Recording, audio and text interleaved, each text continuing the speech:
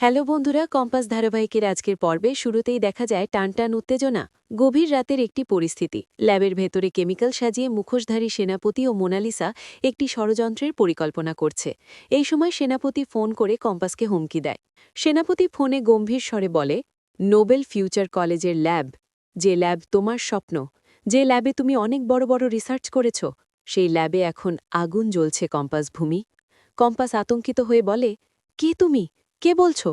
সেনাপতি হাসতে হাসতে বলে, তোমার ওই ল্যাব জ্বালিয়ে সব নষ্ট করে দিয়েছি। এসে দেখে যাও, পুরো নোবেল ফিউচার কলেজ পুড়ে যাবে। যদি পারো বাঁচাও, তোমার হাতে আধ ঘন্টা সময় আছে। এরপর পরের দৃশ্যে দেখা যায় কম্পাস আতঙ্কিত হয়ে ঘুম থেকে উঠে দ্রুত প্রস্তুত হয়। পাশে বিহান ঘুমাচ্ছিল। তাড়াহুড়োয় কম্পাস নিজের ফোনটি বিছানায় খেলে রেখে ল্যাবের উদ্দেশ্যে বেরিয়ে যায়। কিছুক্ষণ পর বিহানের ঘুম ভাঙলে সে কম্পাসকে না দেখে অবাক হয় এবং ফোনটি হাতে নেয়। বিহান বিরক্ত হয়ে মনে মনে বলে, কোথায় গেল ও? ফোনটাও এখানে। সিকিউরিটি, কেউ উত্তর দিচ্ছে না। কম্পাস, দরজা বন্ধ। বাথরুমেও নেই। কোথায় গেল তাহলে? তারপর বিহান নিচে নেমে সিকিউরিটি গার্ডকে জিজ্ঞেস করে। রাগান্বিত হয়ে বলে, কম্পাস কোথায়? ওকে দেখেছ? সিকিউরিটি গার্ড ভয়ে বলে, স্যার, ম্যাডাম তো এক্ষুনি বেরিয়ে গেলেন। বিহান অবাক হয়ে বলে, বেরিয়ে গেল? কোথায় গেল? কিছু বলল? সিকিউরিটি গার্ড নম্রভাবে বলে, তাড়াহুড়ো করে বেরিয়েছেন, আমি কিছু জিজ্ঞেস করিনি। বিহান রেগে বলে, তোমার কাজ কি? কিছু জিজ্ঞেস করবে না? এই সময় বিহানের মা ও বাবা সেখানে আসেন। বিহানের মা উদ্বিগ্ন হয়ে বলে, বিহান, কি হয়েছে?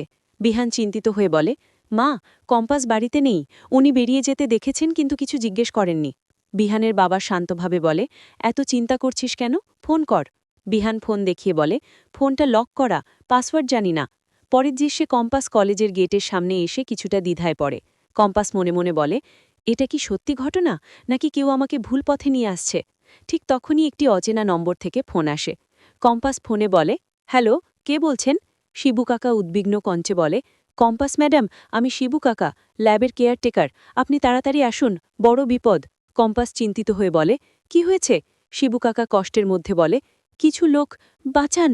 এরপর ফোনে সমস্যার শব্দ শোনা যায়। কম্পাস আতঙ্কিত হয়ে বলে, কাকা, কি হলো?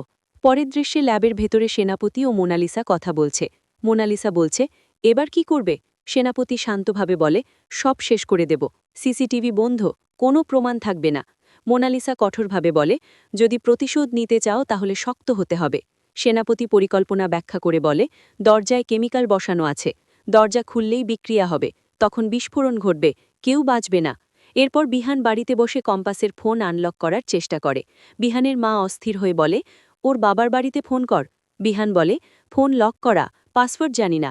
তারপর বিহান কম্পাসের বাবাকে ফোন করে স্বাভাবিকভাবে কথা বলে, হ্যালো আঙ্কাল, আমি বিহান।